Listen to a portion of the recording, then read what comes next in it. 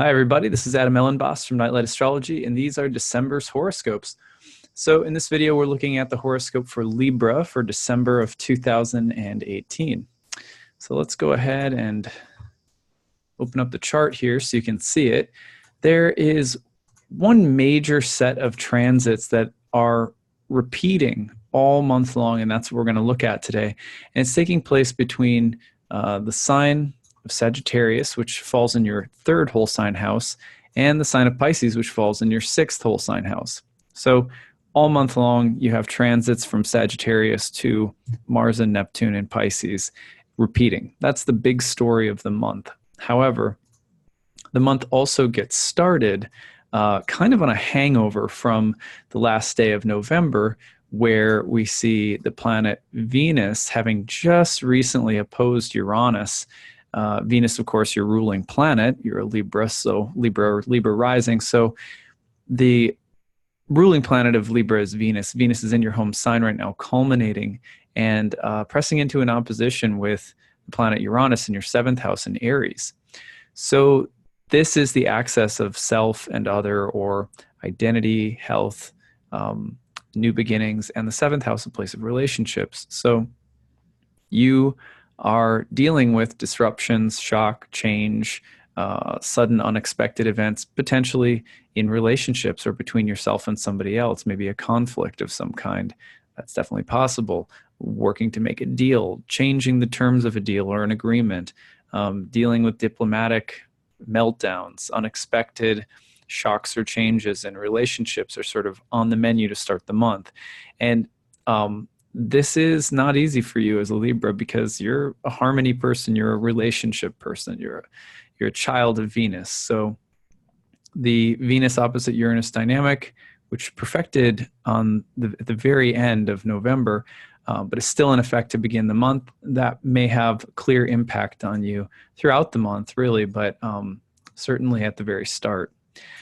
So then we go forward from there, and you see this string of dynamics that are happening throughout the entire month from Sagittarius to Pisces. Here you have Sun in Sagittarius, square Mars in Pisces. Okay, right there. And then you go forward to December 7th. Again, now you're going to have a new moon in Sagittarius, square a perfecting Mars-Neptune conjunction in Pisces. You go forward a little bit later in the month, and you're going to see really the same theme again. On December 21st, for example, here's Mercury and Jupiter getting together in a conjunction in Sagittarius in your third house. Again, you go to the 24th, you're going to see same thing, but now Mercury moving into a square with Neptune. Jupiter's also moving into a square with Neptune. Doesn't really perfect until January, but you get the point. It's a lot of conversation between your third and sixth house. So that's really where the focus is this month. That's where I'm going to focus this. That's how I'm going to focus this reading for you. What is the third house? Well, traditionally the third house is called the joy of the moon. It is a place of siblings. It is a place that's related to the mind, to thought, to communication. It's a place that's related to local neighborhood and short journeys, or sort of the bustle and flow of your immediate environment, sometimes people say about the third house.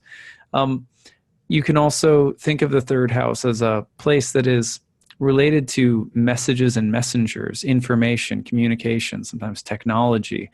And so all of those topics are really highlighted this month, meaning you might be in a space, especially with Jupiter having just recently entered this sign and it being the home sign of Jupiter, a space where communication, optimism, faith, kind of upbeat, enthusiastic, or charismatic energy is there with you and guiding the way you're thinking, communicating with others, maybe indicating that you're learning something new that you're really excited about, or that there's some new form of technology or some greater platform that you're trying to use to share ideas.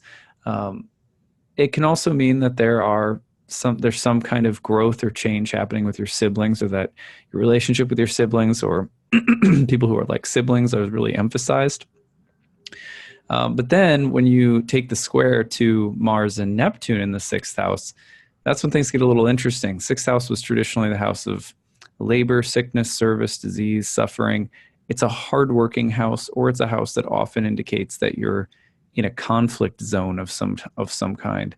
It can be a house of accidents and injuries, kind of that like roll your ankle or stub your toe, or just, one of those stupid things that comes up like that.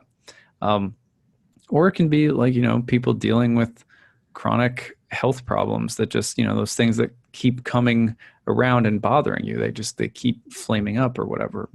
So you're going to think about Mars and Neptune in this house right now. You may be more sensitive and susceptible to environmental toxins, whether they be people or just agitating things in your diet or whatever. Mars Neptune can be like that. And then you're also thinking about just the general theme of things like martyrs and victims and saviors and saints and sinners, and those themes really emphasized with Mars and Neptune and Pisces. And in the sixth house, kind of a conflicted space, right? So the communication dynamic of the third meeting Mars and Neptune in the sixth could indicate, for example, that you are in a space where you're feeling very passionately about things that you believe. You're looking for ways of putting them into action, of fighting for something, or of being of service to someone. Sometimes people say the sixth house is a house of service because they think it's related to Virgo. That's definitely not true.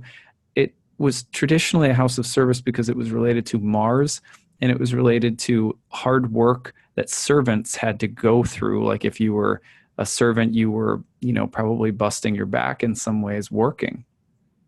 So the sixth house might be related to things like doctors, nurses, surgeons, but also people in the military, people who are in the battle zone doing work, and it's hard and it's intensive and it's like laborious. That's Mars's house. So, your mind, you might be mentally laboring a little bit this month. It might be a little uncomfortable for you, especially with Venus in your second house and its detriment all month. You're also looking at maybe some challenges around money or conflicts of values or resources, or having to work really hard because of some financial worries or something like that. Those are maybe some of the stressors of this month. But otherwise, also you're thinking about what you're most passionate about, what you believe, how you're communicating it. Maybe some themes of conflict are sort of embattled. It could be if you're in a learning process that you're slogging through a really difficult period of learning something, or having to figure out how to put a skill to practical use. It could just be really a tough time of doing it. But you want to be careful about getting into really emotionally intense conflicts with other people based around ideas and communication this month. So a month where a lot of learning can take place, though, a lot of kind of emotional, spiritual, and mental growth can happen, and a good time to find practical ways of putting ideas to work. So other transits that I'm looking at this month for you, you go to December 21st. It's the winter solstice. That's going to be taking place just as the sun moves into Capricorn, and then on the 22nd, you'll see 22nd to the 23rd, you'll see full moon in Cancer. So that highlights your 4th and 10th houses. These two transits, 4th and 10th house transits of the winter solstice and then the full moon in Cancer, correlate to topics of home, family, property, parents, ancestry, land, ancestral karma, and then the 10th house, which is a house of career, advancement, rank, promotion, your professional life, people who have authority above you.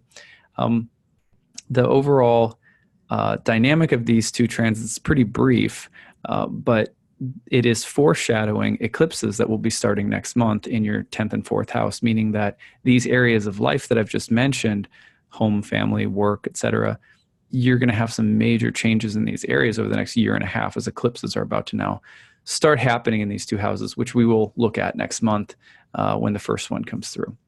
All right, so that's what I've got for you, Libras. I hope that you have a great month. I'd love to hear from you and hear how things go. Stay in touch, and next time I talk to you, it'll be the new year.